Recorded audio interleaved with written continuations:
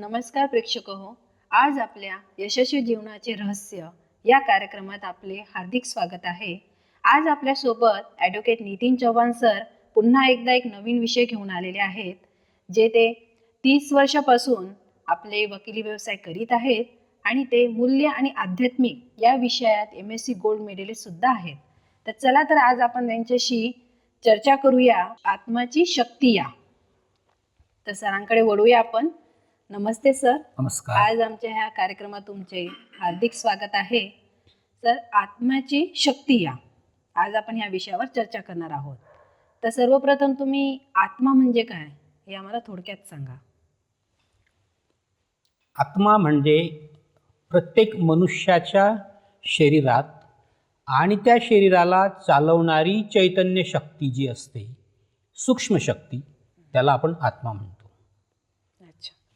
जिचं स्वरूप आपण बघितलं मागच्या एपिसोडमध्ये की तिचं स्वरूप कसं अतिशय सूक्ष्म, बिंदुरूप ज्योती स्वरूप, point of light shining in the centre of forehead असं म्हणतो आपण. शरीरात ती कुठे असते तर भ्रुकुटीच्या मध्यमध्ये, मिडलमध्ये. जे शरीराला चालवणं, काम करणं, हे करणं, बोलणं, हे एक कर्मेंद्रियांना चालना देणारं शक्ती म्हणजे काय, ती आत्मा असते. कारण शरीर आपलं जरी दिसत असतं, आपण चालतोय फिरतोय, परंतु ते कोण चालवत आहे? कोणती तरी शक्ती आहे.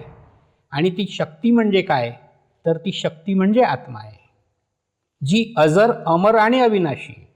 अच्छा. हां, जिचा कधी विनाश नाही होत, अविनाशी सत्ता. अच्छा. त्याला आपण आत्मा म्हणतो. अच्छा. तर मग आत्म्याच्या शक्ती या, तर या कोणत्या शक्ती आहेत आत्म्याच्या? आत्म्यामध्ये 3 मुख्य शक्ती असतात. एक म्हणजे मन, दुसरी शक्ती म्हणजे बुद्धी आणि तिसरी शक्ती म्हणजे संस्कार. अच्छा. या आत्म्याचे 3 मुख्य शक्ती असतात. मन, बुद्धी आणि संस्कार. अच्छा. मन म्हणजे नेमकं काय? मन म्हणजे शरीरात मन हा असा काही एक असं पार्ट वगैरे नाही आहे. मन ही सुद्धा एक सूक्ष्म शक्ती आहे जी दिसत नाही. आता आपण जनरली बोलत असतो, आज माझं मन लागत नाही, हां. किंवा आज माझं मन खुश आहे, किंवा काही गोष्टींमध्ये अटकलेलं आहे, मनात खूप विषय चाललाय. मग हे काय असतं? आणि नेमकं कोण विचार करत असतं? तर मन म्हणजे जशी आत्मा अदृश्य आहे तसं मन अदृश्य आहे. जसं आता आपण डॉक्टरांकडे बघतो किंवा बऱ्याचशा घटनांमध्ये काही ॲक्सिडेंटल डेथ होत असतात. डॉक्टर त्या डेड बॉडीला पोस्टमॉर्टम करतो. तुम्ही त्या डॉक्टरांना जर सांगितलं की डॉक्टर साहेब आम्हाला मन दाखवा, तर डॉक्टर मन नाही दाखवू शकत तुम्हाला, तो ब्रेन दाखवू शकेल. मन म्हणजे काय तर ती एक विचार करण्याची एक शक्ती आहे, पार्ट नाही आहे. एक शक्ती आहे, सूक्ष्म शक्ती, जी शरीरात त्याचं कुठेही त्याचा म्हणजे स्थान नाहीये. स्थान म्हणजे दिसणार नाही, वस्तू स्वरूपात नाही दिसणार. नाही, पण जनरली असं पण म्हणत पण असतो की हृदय म्हणजेच मन. नाही, आता म्हणायला तर कसं आहे, म्हणणारे तर म्हणजे ज्याला जसं मानतच असतो ना. हृदय म्हणजे शरीराला चालवण्यासाठी त्याचा एक पार्ट आहे, हृदयाचा एक पार्ट आहे. तर पार्टचं त्याचं कार्य जे आहे ते कार्य हृदय करत असतं, फुफ्फुसाचं कार्य करत असतं, ब्रेनचं कार्य करत असतं. पण मन जेव्हा एखादी चांगली किंवा वाईट घटना मनुष्यासोबत घडत असते, त्याचा प्रभाव जो होत असतो तो मनावर होत असतो. आणि मग ते जर का आत्मा किती कुठल्या याच्यात म्हणजे तिच्यावर कोणत्या गोष्टीचा किती परिणाम होतो हे कशावर डिपेंड करतं? त्या आत्म्याचे संस्कार कसे आहेत मागच्या जन्माचे. कोणी जर कोणाला काही बोललं, जसं आपण म्हणतो एखाद्याने आपल्याला काही रागावलं किंवा चुकीचा शब्द वापरला, तर आपल्यावर जो परिणाम होतो त्याला आपण म्हणतो मनावर परिणाम जो होतो त्याला मन म्हणतो. बरोबर आहे. आणि ते आत्म्यामध्ये असतं, त्याचं स्थान नाहीये आपल्या शरीरात स्थान नाहीये. अच्छा. तसं तर आत्मा कुठे आपल्याला दिव्य दृष्टीने, दिव्य चक्षुने आपण तिला बघू शकतो. पण त्याच्यासाठी अगोदर आपल्याला हे समजून घ्यावं लागेल की आत्मा आणि परमात्मा हा खेळ चालतो कसा, हे समजलं तर आपण ते करू शकतो. नाहीतर आजपर्यंत आपण ज्ञान मार्गात येण्याच्या पूर्वी आपल्याला कुठे माहित होतं की आत्मा शरीर चालवते, आत्मा जे काही सर्व करते. नाही, आपण नाही, नाम, बरोबर आहे. रूप, देह, डिग्री, आताही असंही पोझिशन, समजतात खूप की आपण शरीरच आहे, आपण शरीरच आहे. आत्म्याचं काही स्थानच नाही असंच हा, समजलं जातं आत्म्याचं खूप काही ठिकाणी. स्थान नाही. खूप परंतु- जण असे ते आहेत, खूप जण असेही मानतात की आम्ही फक्त शरीर आहे, आणि कोणी असंही मानतं की नाही, आपल्या शरीराला चालवणारी एक शक्ती आहे. मानणारे पण आहे. आणि हे बुद्धी, मन झालं, बुद्धीचं काय? नाही, बुद्धी ही कशी मनाबद्दल कार्य आपल्याला करते? आणखी असं सांगता येईल की मन नेमकं शरीरात काय कार्य करतं. अच्छा. तर मनाचं कार्य आहे विचार करणे, कोणत्याही गोष्टीचा विचार करणे. विचार करण्याचं कार्य मनाचं आहे. मनाचं आहे. जसं आज आपण इथं आलो, बरोबर आहे. तुम्ही इथं आलात, तुमचं सकाळी घरून चाललं असेल की आज जायचं आहे, बरोबर आहे. जायचं आहे, बरोबर आहे. जायचं की नाही जायचं, जायचं की नाही जायचं, हे जे विचार चालतात हे कार्य मनाचं आहे. चिंतन सतत जे पण चिंतन असतं. जेव्हा तुम्ही घरून निघाले, गाडी काढली आणि ऍक्टिव्हा असेल, जी काही व्हेकल असेल तुमचं, ते व्हेकल तुम्ही काढलं आणि इथं पोहोचले, हे कार्य कोणी केलं? बुद्धीने निर्णय घेतला. मन विचार करत होतं जायचं का नाही जायचं, जायचं की नाही जायचं, आणि जेव्हा ठरलं की जायचंय, म्हणजे काय झालं? बुद्धीने निर्णय घेतला गेला. म्हणजे माइंड म्हणजे मन, ते विचार विचार करते, काम करतात. आणि बुद्धी, याला आपण इंटेलेक्ट म्हणतो, ते काय करतं? तर निर्णय घेण्याचं काम करतं. तर मन, जसं म्हणतात हिंदीमध्ये, मन सोचने का कार्य करता है, बुद्धि निर्णय लेने का कार्य करता है, और दोनों से जब बनता है उसको संस्कार कहते हैं. मन विचार करण्याचं कार्य करतं, बुद्धी निर्णय घेण्याचं कार्य करतं. कोणताही एनी निर्णय, कोणता पण निर्णय असेल. जनरली आपण म्हणत होतो की मेंदूच आपण समजतो हा, बुद्धीला. मेंदू नाही, इंग्लिशमध्ये ब्रेन म्हणतात. ब्रेन म्हणतात. ब्रेन हा पार्ट आहे शरीराचा, बुद्धी ही शक्ती आहे आत्म्याची. हा मुख्य फरक असतो. मन, बुद्धी. खूप नवीन थिंक आहे, ही नवीन गोष्ट घडते, जनरली आपण शरीरात मानत हा, होतो नवीन ना गोष्ट आजपर्यंत. नवीन गोष्ट आहे. म्हणजे काय? ह्या गोष्टीचा खरा जाणकार म्हणजे परमात्मा. बरोबर. आपण आजपर्यंत जोपर्यंत आपल्याला परमात्म्याचं ज्ञान प्राप्त नसतं, तोपर्यंत आपण काय करतो? नाम, रूप, आता मी वकील, डिग्री, बरोबर. जसं तुमचं एज्युकेशन असेल तर त्याच्यामध्ये आपण तसंच जीवन जगणं तेच मानत असतो की माझं प्रोफेशन हे, माझं नाव प्रोफेशन आहे, आई वडील, हेच समजत असतो ना आपण. हेच समजत असतो. बरोबर आहे. तर मग बुद्धीचं काम आहे निर्णय घेणे. अच्छा. कोणताही जे आपण विचार करतो आणि त्याच्यावर ठाम निश्चय, म्हणजे लास्ट जे ओपिनियन येतं ते बुद्धीचं काम. अच्छा, बरोबर. आणि बुद्धीचं हे स्थान आत्म्यातच, आत्म्याची शक्ती, आत्म्याची शक्ती, म्हणजे आत्म्यामध्ये स्टोर असतात ते. हो, स्टोर आणि संस्कार अतिशय सूक्ष्म, अतिशय जे दिसत नाही, अदृश्य शक्ती. अदृश्य शक्ती, बरोबर आहे. आणि मन, बुद्धी झालं. संस्कार म्हणजे संस्काराच्या बाबतीत एक आपल्याला काही उदाहरण देऊन आपण त्याच्यावर डिस्कस करू शकतो. संस्कार म्हणजे जेव्हा एखादी गोष्ट मन वारंवार विचार करत असतं आणि त्यावर बुद्धी निर्णय घेत असते. आता एखादं उदाहरण आहे, एखाद्या चांगल्या गोष्टीचेही संस्कार होतात आणि वाईट गोष्टींचे पण, वाईट विषयांचे पण संस्कार होत असतात. जेव्हा आत्मा चांगला किंवा वाईट विचार करते, बुद्धी त्याच्यावर निर्णय घेते, असं जेव्हा वारंवार होत असतं, तेव्हा त्या आत्म्यावर संस्कार बनतात. रिझॉल्व म्हणजे माइंड, मन, इंटेलेक्ट म्हणजे बुद्धी, आणि रिझॉल्व म्हणजे संस्कार. तर मन आणि बुद्धी जेव्हा एखादं कार्य वारंवार करत असते, तेव्हा त्या आत्म्यामध्ये ते संस्कार बनतात. मग ते वाईट असतील, चांगले असतील, दोघं प्रकारचे असतात. नॉर्मल पण असतात. जसे आपल्यामध्ये काही, आता प्रत्येकामध्ये एक विशिष्ट प्रकारचे संस्कार असतात. तर ते संस्कार ती आत्मा मग कुठून घेऊन येते? काही मग आपण जे संस्काराचे प्रकार बघितले, संस्कार, कालच्या एपिसोडमध्ये आपण संस्काराचे प्रकार बघितले. मग ते प्रकार म्हणजे काय? संस्कार वाईटच असतात असं नाहीये. संस्कार आत्म्यामध्ये चांगले पण असतात, वाईट पण असतात. पण ते वाईट केव्हा? जसं आपण बघितलं कलियुगात, तो खूप मोठी समस्या जी निर्माण होते ती कलियुगात निर्माण. आणि जेव्हा या वातावरणामध्ये तमोप्रधानता वाढते त्यावेळेस तमोगुणी व्हायब्रेशनमुळे ह्या आत्म्यामध्ये जे संस्कार होत असतात ते चांगले पण आणि वाईट पण. तर त्याच्यात चांगले संस्कार म्हणजे काय, जसं आता आपण काल एक दुसरा प्रकार बघितला, एक संस्काराच्या प्रकारामध्ये आपण पहिला प्रकार बघितला आई वडिलांकडून मिळालेले संस्कार. मग आई वडील जसे असतील तसे संस्कार 90% चान्सेस आहेत, पण 10% का नाही आहेत? ते 10% यासाठी नाही की ती आत्मा विल पॉवरने काही क्रिएट करून घेते स्वतः. तर मग तो एक प्रकार आपण बघितला की विल पॉवरने क्रिएट केलेले संस्कार, ज्याला आपण संस्काराच्या प्रकारामध्ये बघितलं इच्छाशक्तीने आपण त्याला निर्माण करत असतो. त्यानंतर आपण एक बघितले वातावरणातले संस्कार. जशा वातावरणात आपण राहू, ज्या वातावरणात आपले संग दोष मित्र वगैरे कसे आहेत काय आहेत.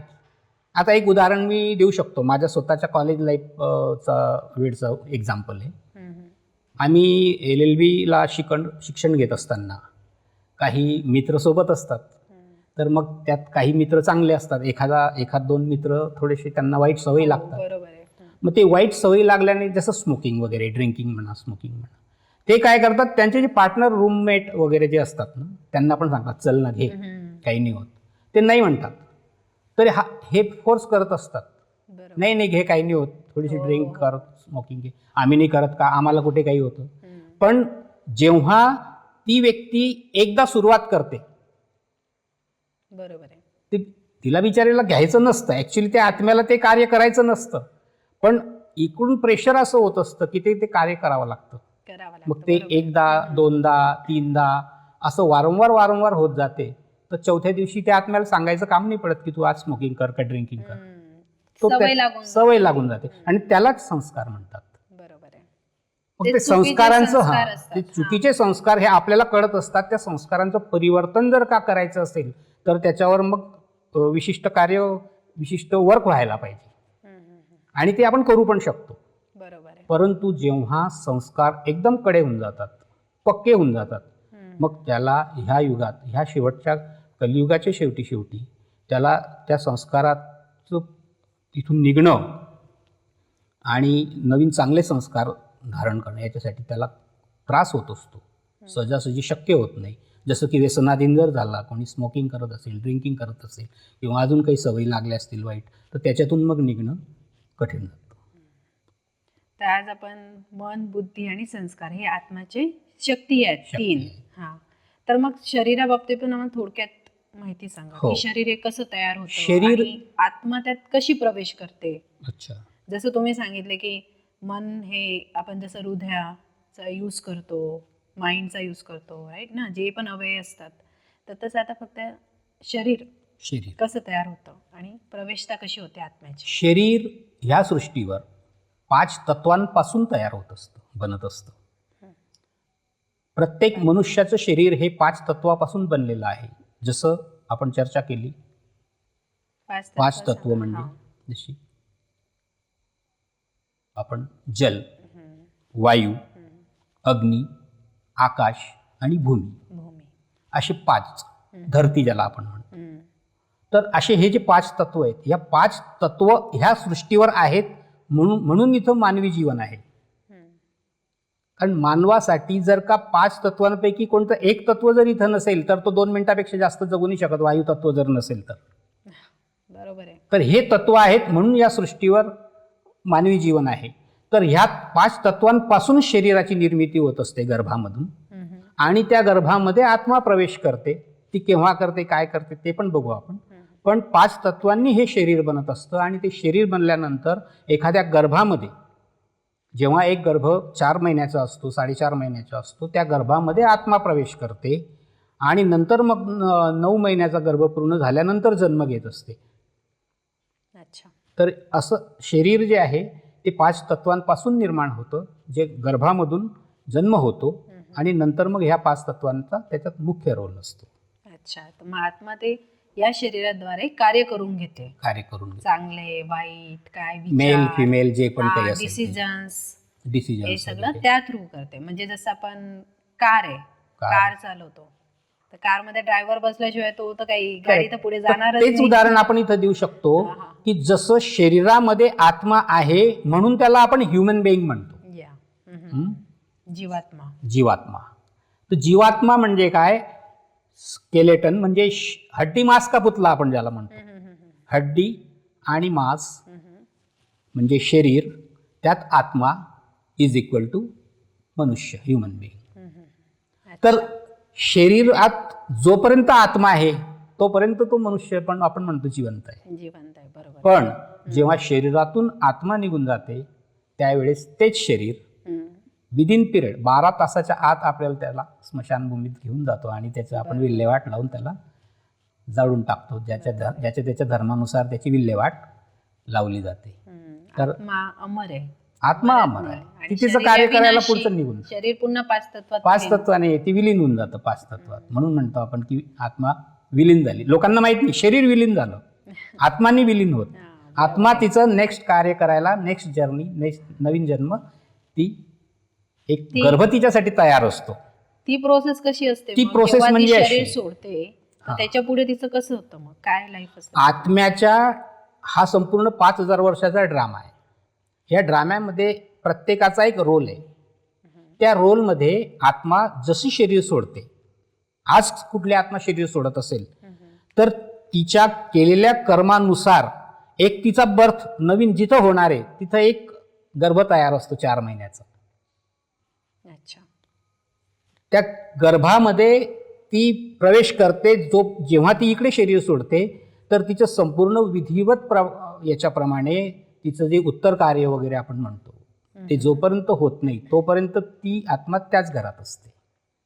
अच्छा. आणि नंतर मग ती संपूर्ण विधी पूर्ण झाल्यानंतर ती तिच्या जर्नीला निघते आणि तिच्यासाठी जो एक गर्भ तयार असतो त्या गर्भामध्ये जाऊन ती प्रवेश करते आणि नंतर ती 5 महिने त्या गर्भात राहते आणि नंतर 9 महिन्याचा तो गर्भ पूर्ण झाल्यानंतर तिचा जन्म होत असतो. मग तिकडे सगळं नवीन.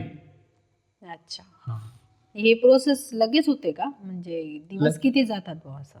सांगितलं नाही मी. 12 दिवस शरीर सुटल्यानंतर जर का आता त्याच्यात कसं असतं, पुरुष आहे, विवाहित आहे का, अविवाहित आहे का, याच्यावर पण त्या गोष्टी डिपेंड करतात ना. जसं उत्तर कार्य होतं, कोणी 12व्या दिवशी करतं, कोणी 13व्या दिवशी 13व्या करतं. दिवशी, हो. तर तोपर्यंत ती आत्मा त्याच घरात असते, ती सगळं आणि बघते. त्यानंतर लगेच मग आणि तो कार्यक्रम दुसऱ्या झाल्यानंतर दिवशी, ती विधी पूर्ण झाल्यानंतर ती तिचं कार्य करायला मग त्या दुसऱ्या गर्भामध्ये ती प्रवेश तिचा करते आणि तिचा जन्म मग प्रवेश झाल्यानंतर 5 महिन्यांनी 4.5-5 महिन्याच्या दरम्यान तिचा जन्म होत असतो. तोपर्यंत तो गर्भ मग ऑलरेडी 4 महिने, नंतर ते 5 महिने, 9 महिन्याचा होऊन जातो, तिचा जन्म होतो. आणि मग पुन्हा नवीन फॅमिली, नवीन आई वडील, नवीन भाऊ बहिणी, नवीन काका. काका चुलते, हे ते सगळं नवीन, मामा मावशी सगळे नवीन अच्छा. म्हणजे अशी आत्मा ही एकामागे एक शरीर घेत राहते. हा.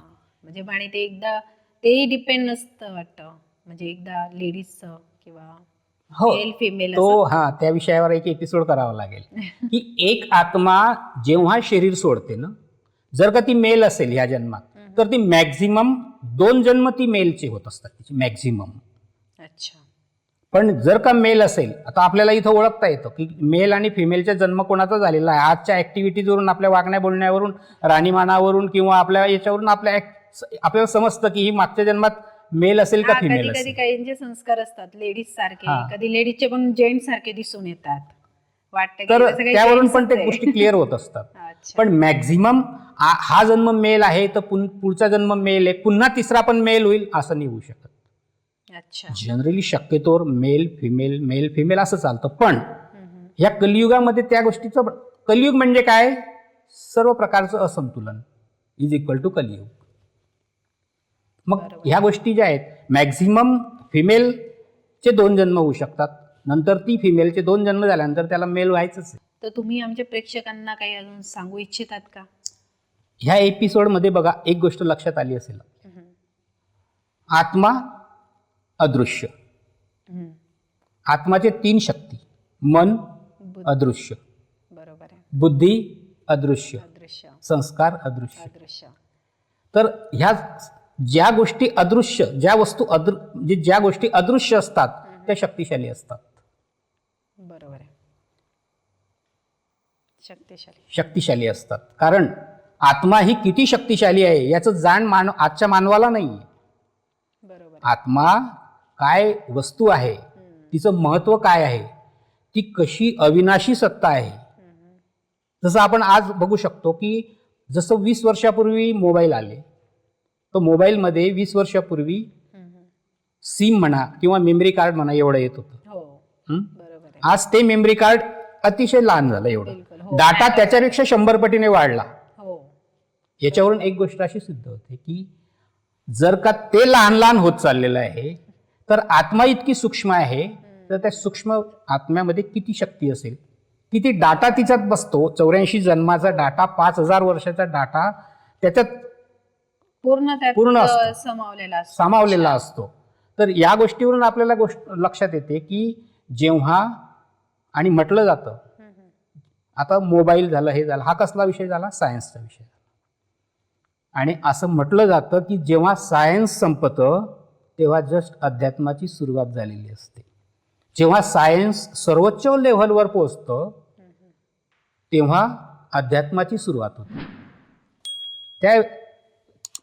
त्या वाक्यावरून या गोष्टी क्लिअर होत असतात की अध्यात्म हे किती शक्तिशाली असतं, अध्यात्माचं केवढं मोठं महत्व आहे. बरोबर आहे. तर आत्म्यामध्ये हे फर्स्ट जन्मापासून तर 84 जन्मापर्यंतचे पार्ट हे ऑलरेडी भरलेले असतात, म्हणजे स्टोर असतात. अच्छा. आणि ते जसं एक शरीर सोडून दुसरं घेते आणि तिसरं, मग ते ऑटोमॅटिकली प्ले करत असते आपला ड्रामा. ठीक आहे, धन्यवाद सर. तुम्ही आज आम्हाला खूप सुंदर पद्धतीने आत्म्याचे 3 शक्ती आणि शरीर या सगळ्या बाबतीत सविस्तर चर्चा केली तुम्ही आमच्यासोबत. त्याबद्दल तुमचे खूप खूप आभार आहेत. आपण पुन्हा नवीन विषयावर बोलूया. आज सरांनी आपल्याला आत्मा काय असते, तिचे शक्ती किती आहेत, 3, जसं मन, बुद्धी आणि संस्कार, या बाबतीत आपल्याला सविस्तर माहिती दिलेली आहे. आणि ती शरीर कशी घेते आणि सोडल्यानंतर ती कशा प्रक्रियेतून जाते, पुन्हा दुसरा जन्म घेते, या बाबतीत आपण छान माहिती घेतलेली आहे. अशाच सरांसोबत पुन्हा आपण नवीन विषय घेऊन येऊ आणि पुन्हा नवीन एपिसोडमध्ये भेटूया. तोपर्यंत नमस्ते.